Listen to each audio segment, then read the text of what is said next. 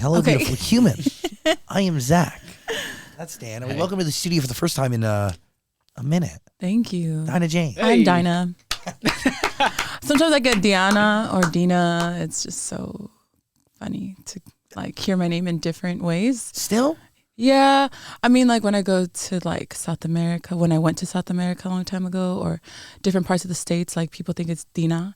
And before I was like, huh? But then I accepted it. I was like, oh, I love that. It's like, it has like a little flavor to it. What is the genuine way that it should be pronounced? Dinah. Beautiful. Is that Dinah. simple? Well, it's Dinah Jane. So, yeah. It's awesome to have you here. Thank you for having me. It's been so long. I know. Got so much to catch up on. I haven't talked to you in years. I know. I really appreciate you taking the time today. We have a lot to discuss because we have music. Yes. We have music. Finally. We have a whole. We really do. Like from my understanding, like this is a whole new story that you're about to write. That's rooted so deeply in who you are as a person. Yeah. And your culture and who and what the fabric that makes you you and the fabric that makes your family. Is that correct? Yes. Amen.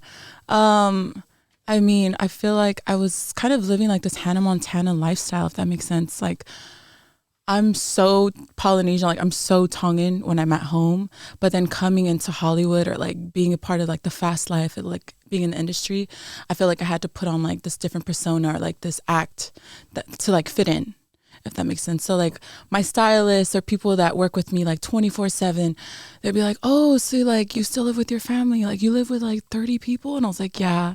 But it's very common in our culture where it's that support system where it's very tight knit and it's revolved around family.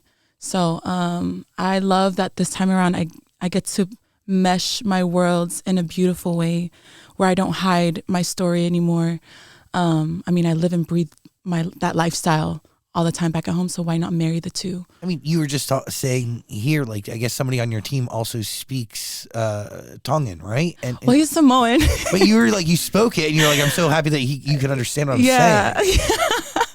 I mean, I would even put the girls on sometimes too. I'd be like, oh, mahi. Mahi means underwear. Like when we're getting ready or stuff like that. Little things like that no one else will understand in the studios, or like, sometimes we need lip gloss or touches.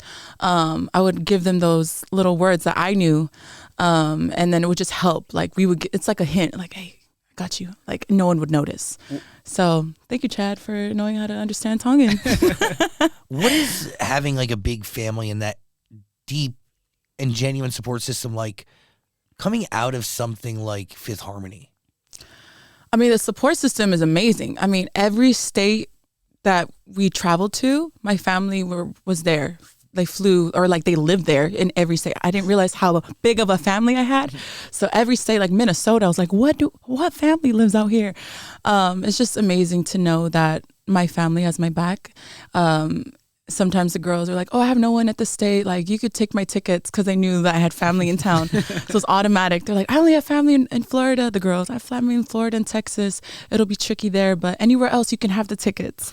But the support system, like I said, it's amazing. I love my family. As family oriented as I am in these past 3 years, it kind of became like my troubled spot. It was, I don't know how to explain it. I mean, I painted this picture perfect home for so long. I'm the oldest of 8 kids. And my mom's also the oldest of 5 in hers, and my dad's the youngest of 11. So just learning that dynamic that they come from, I kind of absorbed that. And then me being the oldest of 8, I'm like, okay, how do I carry myself amongst my siblings? So I always kind of had to set the bar, definitely set it up really high. But I love my siblings, and I would do anything for them. So family's everything to me. Does your relationship with them grow deeper and closer over the last 3 years, or does it? What is it like? I actually ran away from them many times. Oh, we're about to get deep. They were literally my backbone, like my anchor, my everything, my who I do it for, why I do it. And then at some point, I just felt like I wanted to find myself and have them accept that. But they were just so used to like this image of me of like being that obedient daughter or being like that big sister that they can always look up to and whatnot. But I wanted to cry. I wanted to break. I wanted to just scream, run, do everything opposite of how my life was like moving forward. Because I just felt like there was a lot of things that I was compressing being in this work style life. And it finally caught up to me and my parents were like, what are you doing? Like, no. The last thing a parent wants to hear is like that you want to break or that you want to fall. And I felt like if I did that, I would find myself and find my true purpose in this because I felt so robotic being in this industry. I felt like I was becoming like everyone else. And that pause was so necessary. My parents did not understand what that meant. And it took forever for them to understand and for me to understand that it needed to happen. It needed to happen. So I will say our bond is way more stronger than it was before. You know, you got to learn and unlearn things. I was so programmed a certain way, or my upbringing was so different than anyone else's that I had to figure it out on my own. And I was like 23 when COVID happened. So that self-discovery place in your life is it's a scary place, but I feel like I'm just so much more confident with who I am and what I create. Well, and through that, you kind of come back to your culture and who and what your family is, right? Yeah. And are, and will always be. Because you are, correct me if I'm wrong, like, your culture is kind of at the forefront of the art that you're creating, or one of the things that's helping paint the music you're putting out there. Yeah. I mean, even visually, I'm trying to put it into my art more so than ever. I remember being on the set of Bottled Up, and after I did the music video, at the end of it, I remember telling my mom, like, Mom, I need someone back on my team. She's like, what, who? She's like, I need someone back from home.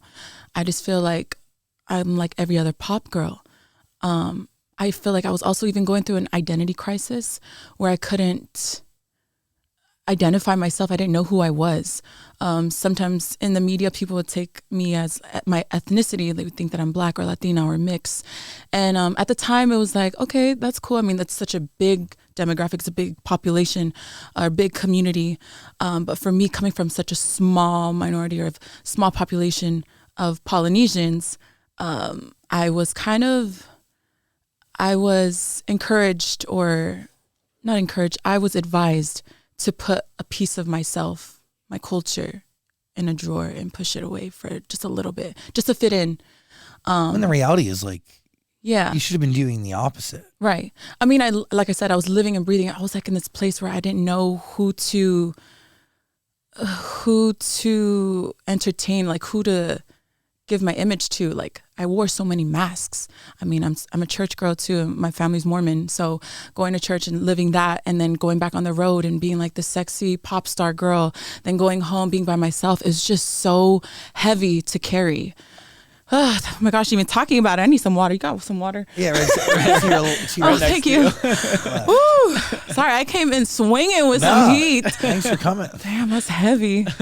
But so when do you realize that, like, the best mask to wear is no mask at all? When do you realize that the best mask to wear is no mask at all? Yeah, I mean, I'm wearing like an unfiltered mask where I don't feel like I have to wear.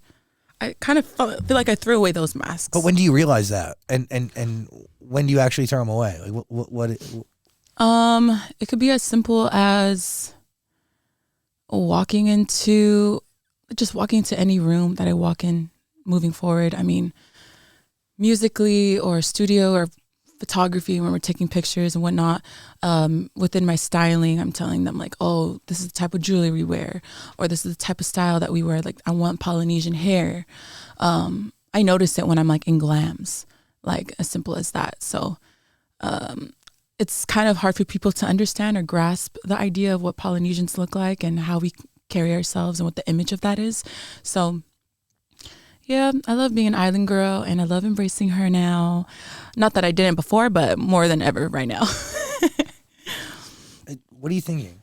Well, you can definitely hear it in the new music. I mean, it sounds like this cool island vibe. There's like some steel drums. Yeah, okay. Yeah, I heard all that. Was that the goal going into it? Like, let's make this sound like music I would listen to back home? Definitely. I mean, I listen to a range of music. I grew up on reggae because of my dad, and hip hop. My mom, Whitney Houston, Mariah Carey, like the greats, because my mom also sings. So, yeah, I just kind of put a mesh of all that, of what I grew up listening to and what I do love, and make into my own. That's kind of how Bottled Up started off. It was like a guitar-driven, like island vibe, and then we just went left and we went pop with it. But yeah, you can hear those elements that are very significant to what gives an island style. So I love that you picked up on that. Okay, ears. Yep. I had no idea that you did inspire the first Polynesian Barbie. Yeah, that's still insane to me. It's pretty awesome. Thank you. I also had no idea. Thank you to Fifth Harmony, because, I mean, we're all ethnic, so that, you know, there's every girl out there can identify themselves with us, and I feel like that was like our power. That makes sense. 100%. So you running away from your family essentially brings you closer to them, also closer to your heritage and your culture. At the same time, too, like, and that must be weird in Fifth Harmony, like, being told to shelve who you are, but then when it matters, like when it's time to, like, I don't know, have a Barbie, it kind of becomes the forefront, right? Right. That's a weird balance, or almost like a hypocritical thing. Man, even just talking about it, it's just, you can only imagine being in my shoes trying to like make it make sense. Yeah. Well, because be Polynesian on their time, but like only within their parameters, but also within like, I don't know, but like, yeah, make it make sense. It's a tricky place. And I'm kind of like the first Polynesian pop star in the mainstream world. So running with the big dogs, I mean, I'm still trying to figure it out. I mean, I was still trying to figure it out, but now I figured it out. It's just being authentically yourself and bringing your culture to light and not shying away from it anymore, or allowing these people and these executive chairmen people to tell you like, oh, you're more this, you should go more hip hop R&B because that you would totally kill it there. Like you give off like, you can sing like a black girl, things like that. Kind of crumbled my soul in a way, if that makes sense. It kind of hurt. And then that's when it kind of sparked this idea in my head, like you need to bring your culture to life. And so the person here in the room right now, his name's Chad, and he was one of the first people that I called, and I told him, I need you to come back. I need you to help me bring this vision to life and bring our people to light more in the mainstream music world. So I'm grateful for the community that I have and the people I grew up with that have supported me. And it's so supportive, 100%. So, yeah. How'd you know it was time to come back now?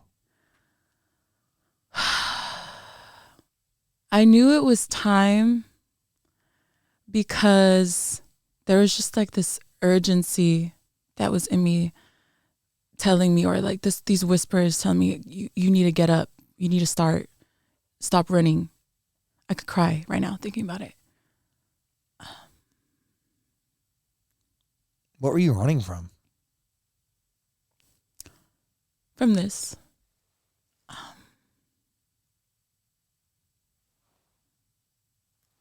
Were you running from this because of what it was pressure, like before? Yeah. The pressure. Within the media or home or myself. I just wanted to fall. I mean, everything was just so perfect for me for so long that at some point I knew I had like some inner demons that I had to face. I like told my parents like, I don't want this no more. And they took it really hard. I was like, you guys can keep everything. Just keep everything. I've been like the supporter of my family, and not even just my immediate family, just extended family members. And I felt like I put a lot of people before me. And I think I just have that trait about myself where I'm very much about others and I forget to put me first. So that's what kind of made me want to just give up and not ever do music again. And in those dark times, I would be alone or running away from home and just like take it all in. Like, you don't need to do that anymore. Just take this time. A break is needed. Like, you've been going so fast paced in your life that it's time to just figure yourself out, figure out your purpose. And I feel like this new chapter is about me, is putting me first and doing what I want and what Dinah wants and what she sees, what's her vision, rather than having someone else paint the picture for me. I'm just like I'm very much more involved this time with what I create or the styling or who I want to see and who I want to talk to in the industry. And I'm just grateful that the people that I ran away from, that I'm like tighter with them more than ever. So that healing stage was so scary, but she's back stronger than ever. And I'm glad that I'm here now. What was it like getting into the studio for the first time? It was a song. It was a song that I was initially supposed to drop. It was called, Maybe Later I'll Drop It. Bingo. It's called Maybe Later I Will. And it was just spoke volumes to me. It was a ballad. I'm not really a controversial type of person. If you really get to know me, I don't like to argue and whatnot. So it's like, maybe later I'll handle that situation. Maybe later I'll fix that. Just pushing things away. It'll probably fix itself. And I noticed when I was singing this record, I was literally singing from my soul, from my heart. I was, like I said, I was supposed to drop that one first, but sometimes things work out in mysterious ways. And yeah. Said, no, girl, we're going to come swinging out happy, shaking some ass and just loving yourself, loving your figure for who you are. Because in those trying times, I'm not the same size. I'm not the same image as I was before. But I've accepted that. I was in denial at one point. I was like, oh my gosh, girl, you're going up a couple sizes. You need to pipe it down.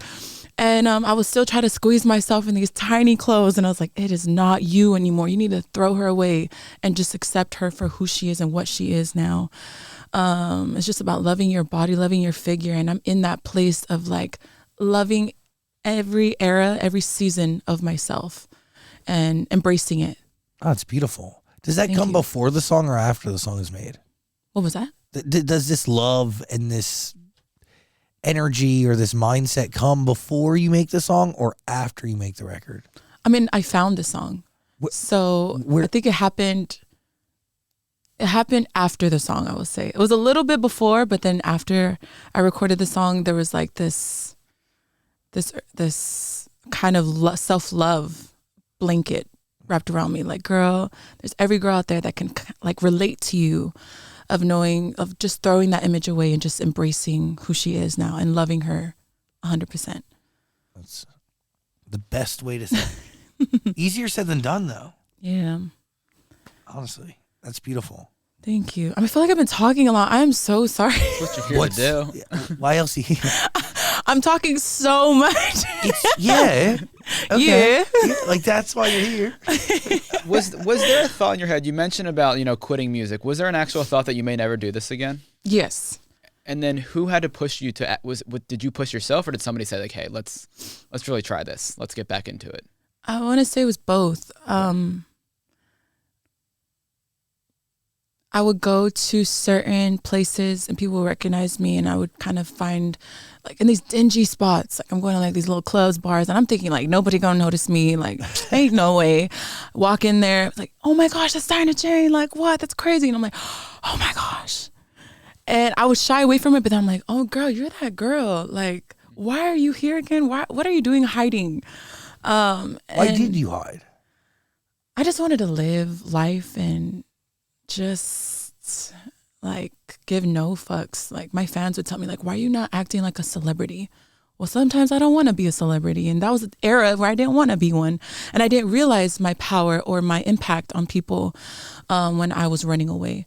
Until like the love I would receive online and my fans would notice I was disappearing and not active as I used to be. And my fans are really good at that. I didn't realize how good they were at figuring out my life. They're like, she's going through it, but just know that we're here for you. They would always like send me these poems, these quotes of like encouragement and how much that my voice matters. And it was, so that, and then also my team. I want to give major credit to Chad Vaifanua for encouraging me and making me find my purpose, not only within the industry, but within my people. Being the first Polynesian in like so many categories, that's a lot of pressure, or like that's a lot of value that I have to my name. And just finding my purpose and realizing that I shouldn't be taking this so lightly. I mean, I was at a time I was attracted to people who didn't value me because I had the noise so much that I ran into a relationship where someone didn't value me as much as I thought I saw myself, and other people perceived me. And that kind of hurt me as well. But that was also a pivotal moment where I learned to like love myself more. If someone else can't love you for you or more, then you're in the wrong place. So it's true. Yeah. But coming to that realization is hard. Yeah, it takes time. I mean, I was so blind. Like, when did you see it though? I saw it multiple times, but I'm a type where I want to fix people. Oh, I get it. I was like, no, it'll be fine. Like, they don't mean it. Like, they love me. They love me. They don't.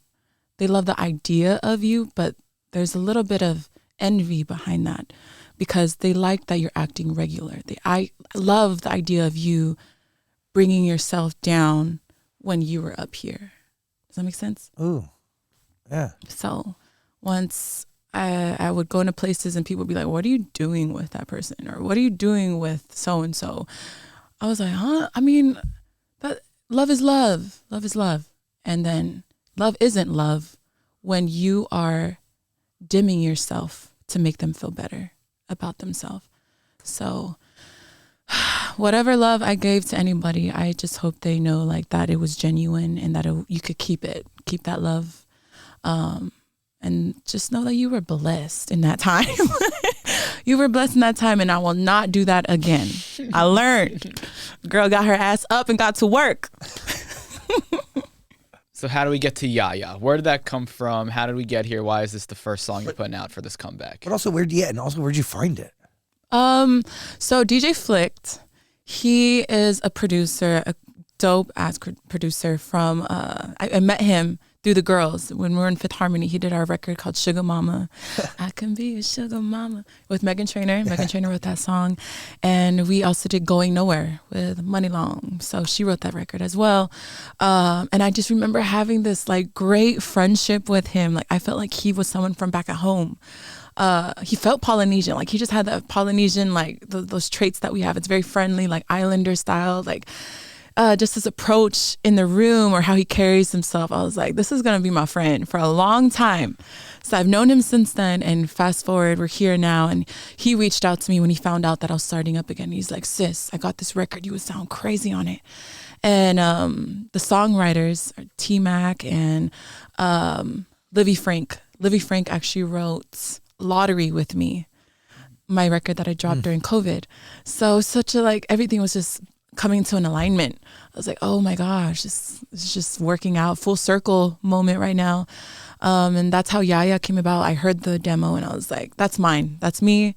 And I felt like it has like this badass Polynesian girl approach to it, where like you're just talking your shit of like, you love you for you, and nobody can step on you. You stepping on them. And by just loving yourself out loud, loving your figure, my body nice, period. It's a great record. Listen to it. It's waiting for you on Amazon Music. There's a link in the description below. So did I mess the name up? I called it Yaya. Is it Yeah? You could say it, you know what? Anyone could say it in their own unique way. Like someone the other day said, yeah. He was from Connecticut. I was doing a radio interview. He was like, oh, so what's up with your record? Yeah. And I was like, I love that. Yeah. It's how anyone sees or hears it. I would say just say it how you hear it. Okay. But how it's sung is yeah. Okay. Yeah. Me cocky like that. Yeah. Couldn't hear that. You have an album coming. Yes. Sick. What story are you planning on telling in this album? What happened? Sorry. I didn't focus on you. I was looking at your puppet. Oh, I knew it was going to be distracting. I was like, what is that? I got to move him. I do have a project coming. I will say Yaya is like not the last thing that my fans or anyone will hear by the end of this year. I've been working so hard on crafting this. Every record that I've written or have been a part of, it's a true story. That's like where I give my PSA moment. That's where I write. It's like my journal, like how I express myself. I'm talking about relationships, talking about family, how I grew up. There's so many subjects that I talk about throughout the album. And it even sound, I'm meshing, like I said, I'm meshing what I grew up on. I love reggae, R&B, hip hop, rhythmic pop, take it how you want it. But yeah, there's like not really an identity to it, but you know that it is island. It has like that island core sound to it. That's exciting. Yeah. When you're hearing these songs for the first time, are they kind of the island sound you're looking for? Or are you just listening to the song and then getting back in the studio and like kind of putting your spin on it? Yes, I always put my spin on it. If it's the cadence that I put on it, words that I want to put in it. Suka suka means like sugar in Tongan. Ifo means like really good. Forgot one of the songs that I'm about to release. It says lole. Lole means like candy, like you look like candy, or you taste like candy, like things like that. Just giving those hints of what the language is as well. It's wild to think that you are the first Polynesian pop star. It is. Why is how? It's even hard for me to sometimes wrap my head around. I mean, if it's not me, I hope that I can open doors for the next generation to come. I just want this industry to be flooded with the next generation of Polynesian artists, because we're just so talented, but we kind of shy away from the lights. We can be so comfortable with just being within our own community that going even further is scary, you know? So me being that, it wasn't easy becoming this. I mean, it takes a whole village of people to make it make sense or help you create this image to make sense within the public eye.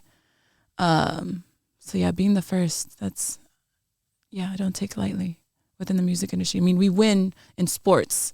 You see all these Polynesian men knocking down these men. Like everyone's like, oh, who's that big guy? You definitely know that's a Polynesian man. Or bodyguards. We are known for being bodyguards, security. The top of the top security, if you look at them, a majority of them are Polynesian men taking care of celebrities. When I first started, my dad's friend, his name's Big Dave. Shout out to Uncle Dave, I love you. He's like my second dad. He took me under his wing. He was Chris Brown and Rihanna's bodyguard at the time. So that's how my dad made the connection. He's like, bro, like I was 11. And he's like, my daughter just sat me down. She wants to be a star. How can you help? So if you hear that, I mean, just look at that. That's like our community is very helpful with one another. We want to see each other win. So him just being a bodyguard, he's like, ooh, I'll do whatever I can. Let me see what I can pull with his connections. My first studio session was at his mom's house in her garage. Perry, we're going to keep it real up in here. And I thought it was like the fanciest thing ever, being in my first studio. And he's like, oh my gosh. My first cover was Beyonce, Poison, at 11 years old. What was I doing? Singing love songs. Leona Lewis, Bleeding Love. Classic. And I would put my twist to them, classic. Things like that. And he made a few phone calls. And that's what kind of, with his help, it kind of propelled me into this industry. Kind of helped me get my feet wet. It's amazing. So, yeah, we're just talented all around. I mean, we have if you notice a Polynesian, you know they're Polynesian if they have a Polynesian tattoo. That's how you can identify a Polynesian. It's really beautiful. Like the whole, like it's. Do you see it as a responsibility? Yes, more so than ever. Like I said, when I go home, I live and breathe this lifestyle all the time, that I'm around my community every time, and they're just always wowed. They always put me on this pedestal of like, oh my gosh, Dinah Tonga, like this princess, like Dinah Jane's our queen and whatnot. And they put me so high up there that when I come here, I'm like, I understand now my power and my worth. And the people who have graduated into the next life that were cheering me on, that they're on the other side, my ancestors, are here to carry me through and help me figure this out, or help me carry through in my vision of being Dinah Jane, of being a Polynesian pop star. So it's a big responsibility. And like I said, I'm not taking it lightly no more. Dinah Jane's music's waiting for you. It's all on Amazon Music. There's a link in the description below. Well, when you say that, like, I know we kind of touched on it and you brought it up. You're like, people thought you were mixed. People thought you were Latina. Why couldn't you just come out at that point and be like, no, I'm Polynesian. Like, I'm who I am. I mean, I was giving it, but then I was also being advised by people to not embrace it too much, because they're like, you're not going to get much support from your Polynesian. There's like a small number of them. So put yourself in a drawer, put that part of you in a drawer. And I was like, okay, I mean, I'm young. Like I said, at the time I was figuring myself out, figuring this out of how to carry myself. And I regret listening to them, but they didn't know any better either themselves. I went to the chairman of these labels. I've had many meetings, and they couldn't still understand my vision. So me stepping away from the industry I would say, is the best thing I ever did to come back stronger and deliver it by myself, being an independent artist. That's awesome. How many songs did you make for this album? I can't say. I want to say like 30. I want to give that many songs because it's been 4 years since I've given like a full body of work, and a lot of these songs mean a lot to me. They have a home, a place in my heart where I feel like everyone else could relate or understand. But in a perfect world, it'd be 30. Maybe it'll be like about 11, 12 songs. Boo, boring. That ended up going out, but you made 30. Huh? Would you have made 30? I've made more than that, but wow. Maybe we'll see. We've heard some of it. I would love all of it. I mean, at this point, I'm just gonna leak the thing. Yeah, we've heard a couple of them. You do? Yeah. Which one? I don't know if I can say names. We'll probably have to cut it out. Yeah, but we've heard like 5 or 6 songs. Yeah, they're really good. Thank it's you. awesome. Yeah. I think within this album or this project that I'm creating, it's just me, not only showing my sound, but showing my versatility and my vocal ability. I feel like being in a group, you also had to tuck a piece of yourself away, tuck a piece of your talent away, just to get an inch of something. Mm-hmm. I mean, I missed out on 2 singles, our first 2 singles ever, and I didn't understand it at the time. I missed out on Boss. I missed out on Sledgehammer. What do you mean you missed out? I'm not on the record. I mean, I may be on the harmonies and the backgrounds, but there was like no part that I had except visually. I'm like, you better make sure I'm still in there then. Did you cut vocals for it at all? I did for like the chorus, but it's tucked. I missed on those 2. And then I think some of us girls had a fair share of not getting enough light on our voices. But for me, I mean, there was a moment where I was told that my voice was too soulful. It is too strong. It's too powerful. You're a powerhouse, but we need you to bring it down a notch. So I would kind of learn from the other girls. Okay, so how are these girls getting on these records? Okay, so make it more bright, make it brighter. Or my approach to it would be very pop. And that's kind of where I felt like I'm losing a touch of myself, my power, what makes Dinah Jane, Dinah Jane. So when it would come to live shows, I made sure to rip them stages with my vocals as much as I could to show them, like, don't play with me, that I am nice on the mic. And I feel like that was the perfect opportunity to showcase my vocal ability. But with these records that I'm carrying now, I'm definitely showing my range. I've learned a lot about myself. Like, dang girl, your range is like down here, and then she can go so high. And just playing with harmonies, playing with color. It's just so fun to just paint again. I find it crazy though that you were in a group and they didn't find any room for you on these records at all. I realized that this morning. I was listening to Worth It and I was like, I don't think Lauren's on this song. Yeah, she wasn't. Yeah. Really? Yeah, I was listening on the way here and I was like, I heard everybody else. I was like, I don't hear her. I mean, we were still trying to understand that too. I mean, I was off of 2 songs. She was off of that one. But we made sure that she was in there visually as well, like it was for me. Yeah, but also you're not getting paid if you're not on it, really, right? I don't think so. I mean, she's still a part of the record. Okay. She's in the chorus. That's how we kind of handled that. I never understood it. It was never us who chose who gets to go where. It was not in our hands. It was the producers and writers and the executive people that were above us in these labels. So, is there anything you've taken with you from Fifth Harmony that you've learned and applied to what you're doing now as an independent artist? There's a lot of things. I was kind of reflecting on that exact question while I was showering. While I was showering a few days ago, I was in the shower and I was just sitting there like, there's so many things that I took away from being with the girls that I value. It could be just living in the moment, because that moment could be taken away at any given moment. So live in it. Wherever you travel, make memories and love each country, each city you go to. Show love to your fans, or even just empowering one another, having that sisterhood relationship, whether you're together or not, to still support each other, because we're all within our own journey. We're all in a race within ourselves, not anybody else.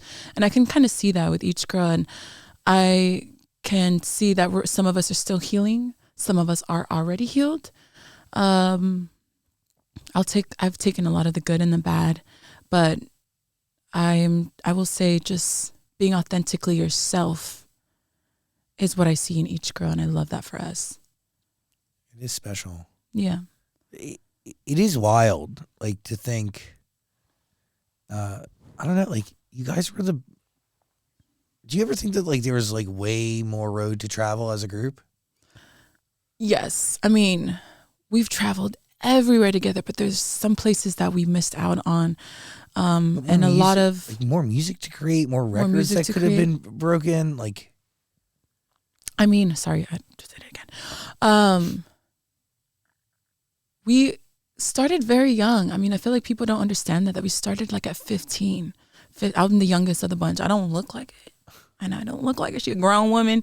That's them Polynesian genes. I've always been a stallion. I mean, going back to that time, we were 15 and up, and just trying to make this group work. We dedicated so much of our time and our life into the platform it is, Fifth Harmony, that we kind of lost a piece of ourselves where we wanted to find her and feed her or pour into ourselves. So I think this time around, I mean, it was needed for each and every one of us to find ourselves and give love to the girl that we tucked away for so long, and give her the full love that she deserves. And it's really cool to hear each girl's sound. It's like, oh wow, she came out with that and she came out with that. That's like, I'm glad that they went that route, or that sounds like her. Like, I knew she was gonna go that way, you know, things like that. And it's very inspiring, I will say. I mean, we're the most ethnic girl group ever. So to be relatable to a lot of people, there's a lot of power in that. Also, timeless records. Timeless music. Work from home is never leaving us. No. It is gonna haunt us till we're in those rocking chairs. Haunt. Okay. Haunt as in a bad In a good way. In a good way. Okay. I watched my I friend. take it as a good way, huh? I watched my friend Justin perform the entire choreography to that music video about Oh gosh. 4 times on a Saturday. Oh, And how that's did he do? How did he do? Oh, he's amazing. He can do it Okay. all flawlessly, and he does it all the time. Oh my He knows the gosh. whole thing. He probably does it better than us. Possibly. Yeah, No. most likely. I mean, sometimes we had some good dancing moments, but a lot of times. Oh, you we did were- the hand. Oh, yeah, you know it. Yeah, because I watched him do it. Not you knowing it. Yes, You have no idea. you have to do it. Do it. No, I can't. Oh, okay. I won't do it We'll justice. do it off camera. I have a weak wrist. It's not good. Wait, so you guys had some bad dancing moments? Oh my gosh! Like, come on now. We were not always perfect. Some of us would tumble on the stage. Some of us was giving too much fierceness on the stage. We even broke our neck, and I was like, "Oh, that's why my neck was hurting that day." I mean, we have so many funny moments that I can die laughing at. Whether it's like messing up on your vocals, like cracking on stage, or like not hitting the note. There's so many gems. And I think it just goes to show that we really are those girls next door. Like, we're not always perfect. But that's what people We're not always on. We will try to be. But yeah, fun times. It was a part of the charm. It's what people loved. Thank you. Do you still make money from work from home? I would think so. I mean, I wish I had, them billion views was in my billion account. Okay. You say the $1 checks still come in, yeah? I mean, those checks do definitely come in. But, man, Fifth Harmony's records of like Worth It went crazy and Work From Home went wild. So, I mean, if only those views was like the same amount in our accounts. Dollars? Yeah. You'd be real rich. All that hard work and we only get this percent. I'm just kidding. Yeah, you have to, you share it. Yeah. A lot of people taking out of that pie. Yeah. Bums me out. Does. Imagine being in our shoes. I'm so sorry. Was there ever a moment like between the ending of the group until now where you like couldn't listen to the music, Fifth Harmony music, with like and enjoy it because you just thought of like everything else that came with it? Or have you always been able to kind of listen back and enjoy what you guys created? I mean, I feel like I was the girl that was very proud of what we did. Yeah. And it was never really like a thing where I wanted to shy away from it, like, ew, like stop playing that. My family are big harmonizers, so they play it all the time. This is great. Yeah. One morning I woke up and my sister was playing, what music video was she playing? She was playing Sledgehammer. Oh, great one. And sometimes I would, like long time ago, I would tell them like, stop playing that song, I'm not in it. I would keep it real. And I'm like, I don't like that song because I'm not in it. No. And then this love for it just came over me and I was like, you know what, this song, you can't, it's undeniably good. Like you can't deny it. It's so good. But I love every record we've made. There's some that I was not proud of. I was like, why is this in the album? Why is this there? It's just unnecessary. But live shows, we made people love it, or ourselves actually. And now you control everything you do. Yeah. All aspects of it. Amen. It's also so cool when you post your new single. It's cool to see all the girls comment on your Instagram post. Oh, it is so cute. Yeah. I mean, sometimes we even hit each other up on like direct messages on DMs. I just checked up with Allie not too long ago, so I should be seeing her soon, and just hearing each girl's journey or just seeing it from afar, either seeing it from afar or hearing it from them is very special. I mean, that chemistry will always be there, I think. So, I mean, the media is so good actually at pinning us against each other. That's what they love to see. Like, oh, this girl against this girl and da da da da. When they don't realize that we're all, like I said, within our own lane, in our own space, and I'm not going against her, I'm against me. Like I said, I'm the first of my people. So there it is, me against me. You can't compare me. Because I don't see her as competition. I see her as also a winner and within her community or her dreams and her goals and aspirations. So we all have our own lane, and respectfully, and we all, I think, I love seeing the genuine support. It's very touching. Maybe a Normani collaboration? I would love to. I mean, I see the comments. Who knows? We did have a record a long time ago. Look at me giving out the stuff that should not be said. The behind the scenes. No, we had this record that Fifth Harmony was supposed to drop or attempt to record. Normani and I was in this studio. There was like 4 rooms going on, and we ended up being in this one together. So we would rotate, and they said, no, Dinah and Normani today. So I'm like, okay, we get in there and we get some like Bay Area Islander vibes. And it was just such a fun song to do. Her cadence and approach is really cool. Then I came in, and so we were the only ones on the record. And it's still literally my favorite song to this day. One of our favorite songs, even though it's a Fifth Harmony. It was in the Fifth Harmony camp. But made now, in Fifth Harmony camp. But I just love how it sounds still to this day. To me, it sounds timeless. But then when they had all of us girls try the song, it was like, okay, let's move around. Let's move around and find that swag, the approach that the song needs. which is eliminating. So we eliminated the song off the album. Got it. Do you have the power to bring that back? Who knows? I mean, it goes both ways. So I think God is so good with perfect timing.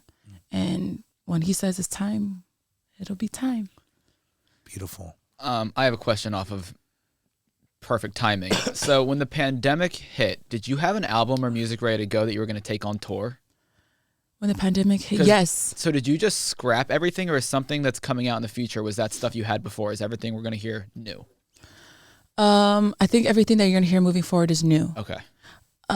I've actually fought for those 3 songs to be dropped. It was 1501, Lottery, and Missed the Spot. Mm-hmm. And those 3 songs, when I picked at it, and I was like, please, like, I need these songs. I know, like, times are getting tough right now, but let me release these right before I go on tour, because they were gonna let me go on tour without dropping new music. Yeah. And I was like, that doesn't make sense. Like, I'm not gonna perform covers. Like, I can't just be singing covers and Fifth Harmony songs all the time. So I fought for those 3 records, and I was in the middle of making a visualizer for Miss the Spot. Unfortunately, that also got scrapped. I didn't even get to see the final product. But it was told to me that it didn't make it. And they're like, oh, no, we just have to scratch everything. And I was like, damn it. But be grateful. You should be grateful that it at least came out. And I feel like that was also a point where I felt like I had to use my voice more. Like, tell them what you want. Put your foot down. Mm-hmm. Every time you walk in the office, just tell them that you need that song out, and da-da-da-da. And it happened. So I was supposed to tour, and my first city I was going to do was in Hawaii. My first state was Hawaii, and it was going to be a world tour. Everything was just ready to go. I had also another lineup where I was going to open up for another artist on her show, on her tour. Wow. On her tour, and then on top of that, mine. So everything was going good. And I was like, yes, this is exciting, da-da-da. Boom, pandemic announcement. I'm like, ah, shit. What's happening, God? And he said, sit down, you need to reflect on your life and fix her. So. And you did. And now we're here. Maybe it all happened for a reason. It did. Yes. Amen to that. We wouldn't be getting these types of records that are inspired by your roots in this way, right? Without any of this. It's that, and it's also, I feel like I wouldn't have gained so much wisdom within that. Or I was so, like I said before, I was so programmed to carry myself such a certain way that now I'm like, oh, I can really just be myself. There's like no pressure of just being yourself and talking how you talk. And how you carry yourself. So I think those 2 worlds I'm also bringing to life. My fans were even saying, like, online, they're like, wow, this is the most I've heard Dinah talk. And I'm like, I know. But this realization. This is new. This is very new, I promise. This realization, though, is going to lead to the best music you've ever made. And, like, Amen. I don't know, you could be the most creatively free and happy. And I'm excited for you. I think the music's great. Like I said, we've heard a bunch of it. I think it's awesome. Thank you. Yep. I'm excited too. And I even have one with Tone Stith. Like, there's a couple records that I have Great with a few artists. Tell me. Hey. It's good stuff. Can we talk about Tell Me? Yeah. So Tell Me, I love Tell Me because we started that one from scratch. So I remember it being on a guitar, and it was a bass. I told him, can you play it on bass? And tell me, I was trying to find the rhythm to it. I wish someone was in their room to catch these priceless moments. This is like where the money is made. I remember telling them, can I have this? Can I have that? And they were just so open to me picking what I wanted for the sound. That was really nice. And the topic just came organically, where you're just being a toxic girl. Like, I'm going to give him a problem. So I'm going to give him attitude today. He's being a great man. Her being bipolar is just like, I'm gonna give him an attitude right now. And then next I'm just going to be, because I want some. You know what I mean? Oh, I know. Yeah, because when he hits it, it's better that way when he's mad. Does that make sense? Because there's more passion. Yeah, I get it. No, I definitely understand it. For sure. Woo. Yeah, I mean, I feel like every girl can relate, or their man can relate. Like, yeah, that makes sense why she was being so mean to me. She just wanted to be healed and just wanted some fun. And so it's like this R&B reggae song. He told me, Tone Stith told me he's never done a reggae record before. So I was like, all right, so let's do this. Let's put both worlds together and make it something. And you could hear the harmonies, even the way it starts. So it goes, tell me, ooh, tell me, ooh. like even those, and just meshing. Oh, it's such a beautiful project. I'm so proud of. Even just belting at the end and going back and forth. I had this idea of just us not being like any other bridge, but I was like, he talks and I talk, and then this thing going back and forth, but vocally serving and delivering, then belting off. And I love when people push me more in the studio. Sometimes I get comfortable and I'm like, oh no, I'll just keep these little falsetto moments. They're like, no, you need to scream, belts, put some more oomph into it. You need someone who's going to push I love you the studio. and that you feel safe and to listen to them, and I don't know, vulnerable enough to like take risks even if it doesn't work out. Yeah. Just try it. Try everything. It's all you. Try everything. By the way, all the music is waiting for you. Like what is out today is going to be over on Amazon Music. So you can click the link in the description below. It's there. Final thoughts, Daniel? She's got to go, but the new logo is sick. Oh, thank you. Yeah. Oh my gosh. I forgot. I forgot to mention that. It's been a long day. Yeah, like I said, it's part of my story of me just embracing my figure, embracing my body and loving her for who she is. The tattoos are a symbol of it being a Polynesian woman. Those things definitely mattered when I put it together. And that's how our stories were told, was through our art, whether it was like through ink, or we didn't have, from what I've learned in this time, is that we didn't have a written language. Polynesians didn't have a written language. So how we communicated was through song and dance or through tattoos. And so I feel like that was something really special to put into this logo, of that identity that once you see it, you instantly know that it's an Islander. Mm-hmm. Thank you for being here. Thank you for having me. And the music's great. It's been so long. Thank you for being honest and open and sharing your truth. Thank you for letting me cry. Anytime. Appreciate you forever. Dinah Jane's music waiting for you on Amazon Music. Click the link in the description below. Click. Dinah Jane, everybody.